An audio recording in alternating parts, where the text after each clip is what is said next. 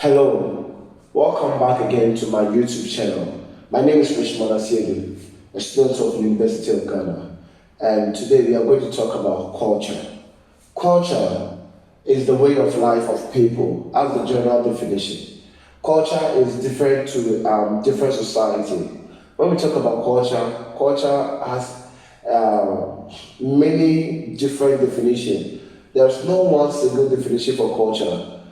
But in sociology, we deal with one of the most thinker, the philosopher or a scholar who define culture in a way that it is acceptable in the discipline. This philosopher is called E.B. Tyler.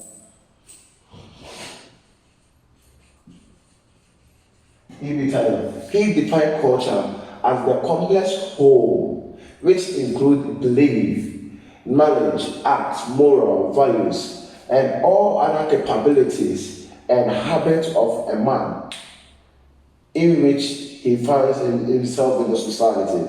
So according to E.B. Taylor, culture is the complex whole. So he means that culture deals with the values of society, the norms of society. It deals with the knowledge, the acts, the way we do things in the society, and the capabilities of human being accepted in the societies. This is what we call culture according to E.B. Taylor. Now, we are having two elements of culture.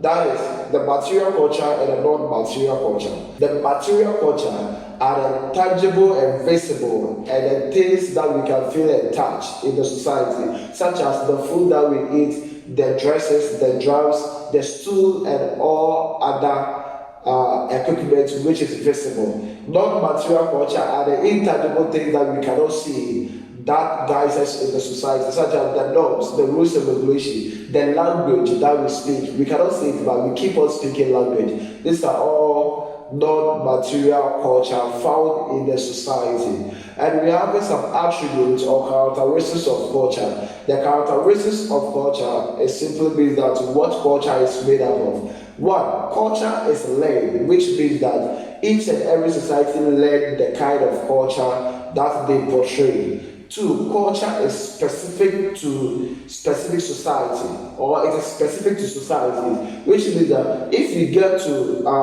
Accra as a society, the way of life in Accra is different from the way of life in Kumasi or the way of life in Tamale, or in general, the way of life in Ghana is different from the way of life in the Western countries or any other African countries. The food we eat in Ghana is different from the food other societies eat, especially the Western society. So this means that culture is specific to society.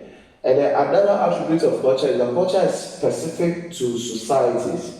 This means that each and every society have its own way of life. So when you pick the Akan society, example, the Ashantis, they have their own way of life. They have their own festival that they celebrate. When you come to the Ewes, they have their own festival that they celebrate.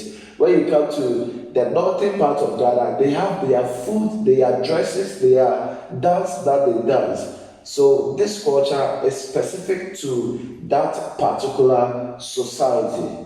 And then also, we see that culture is created, it is not biological. Nobody was born with culture, but we all came to meet culture in the society. And culture is being created by man. So in Ghana, if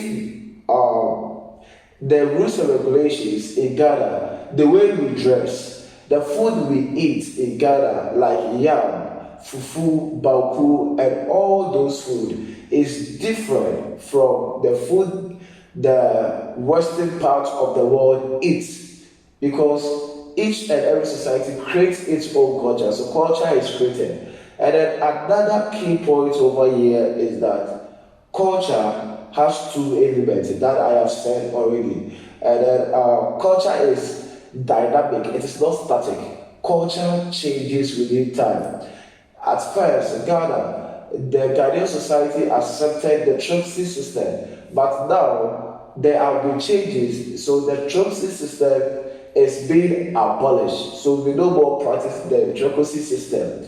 This is known as the change in the way of life, change in culture. So culture is dynamic, it is not static, it changes within time. And then as time goes on, other society taps into other people's culture and apply it in their own culture and merge it or dilute it with their culture, and they practice such cultures. We are having components of culture. Let's talk about the components of culture. The components of culture, we are having two major components of culture, which is the norms and the values. What is a norm? A norm are the social rules that shows us or guide our inappropriate and appropriate behaviors in the society. So, for example, we are having norms in the society which says that don't go on farming during Tuesdays or Fridays. These are the norms that shape us, where they believe that by that time the gods are working on the land for the society. And also, we are having some rules and regulations in the society that each and everyone must abide by. This is what we know, what we term as norms. And we have values. Values are the correct, the good, accepted things that people in the society have come together, uphold and cherish in the society. That these are the true way of life of people in the society. So, example of a value is that in every society, one thing that they cherish is children. They believe that as you grow up and you marry, you have to give birth to a child. So people who are not having children once married always go through pressure from the society. We have three types of norms: folkways, morals, and law. This is so based on their punishment when being violated.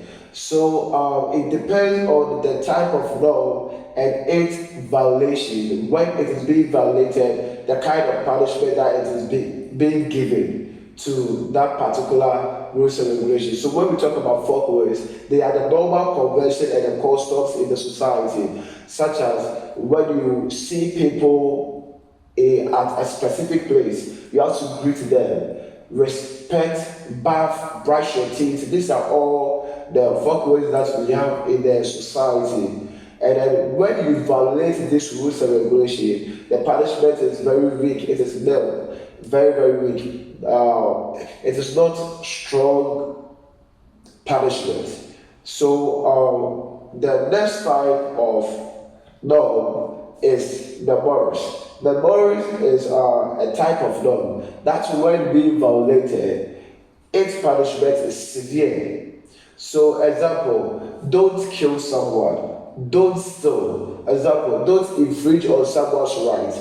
These laws or these rules and regulations, when it is being broken, the punishment is severe. Let's talk about the last type of norms. The last type of norms is laws. Laws are written down norms that is being endorsed by a particular government or a state.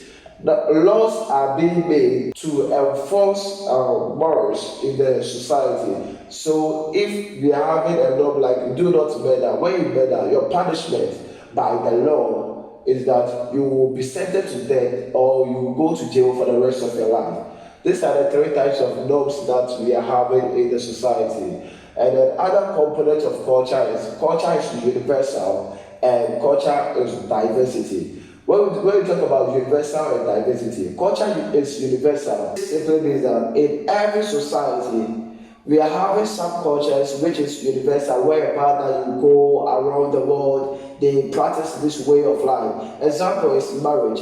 Every country in the world, every society in the world practices the marriage ceremony. But when we say culture is diversity, the way of practicing this marriage ceremony is different from each and every society. Some society believe or accept exogamy. Some society do not accept exogamy, but they accept what? Endogamy. And then the way of performing this marriage rite too is different from each and every society. That is why we say culture is diversity. Let's talk about cultural ethnocentrism and cultural relativism. Cultural ethnocentrism is whereby one culture feels superior and sees the other culture as inferior to theirs. So, example, in a society like in Ghana, if the Ewes feel that their way of life is superior, their festival is superior than the Fantis, then we term it cultural ethnocentrism. Or if the Asantis or the Fantis also feel that their way of life is superior than any other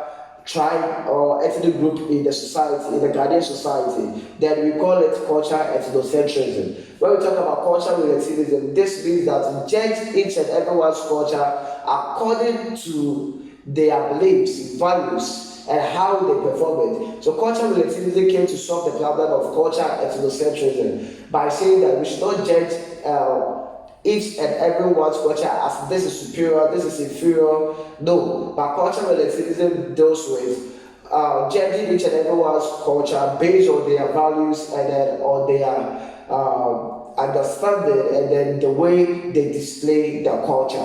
Let's talk about subculture and then counterculture. Subculture is a group of people who live in a larger society but have their own culture or their own way of life. Example, when you pick the University of Ghana, the Commonwealth boys, the founders boys, they are having their way of life or culture, which says that if you're a lady, don't wear red and they come to the hall. That is their dog or culture over there. And then this culture is different from the rules and regulations in the university, but they go according to the rules and regulations in the larger society, which is the University of Ghana. So we call it a subculture. And when we talk about counterculture, this is a subculture that have different rules and regulations or different way of life that go against the larger society. Let's take Ghana as a steady case. Ghana, the law in Ghana says that when a thief is being caught, the thief must be sent to the appropriate authorities so that the authorities will deal with that person vividly. But here like the case that some society like Niba in Ghana will just catch a thief and then give the thief instant justice. That is, kill the thief, beat the thief to death. Now, this the way of life or the culture of the Niba society, which is against the larger society culture. So we term it as counter culture.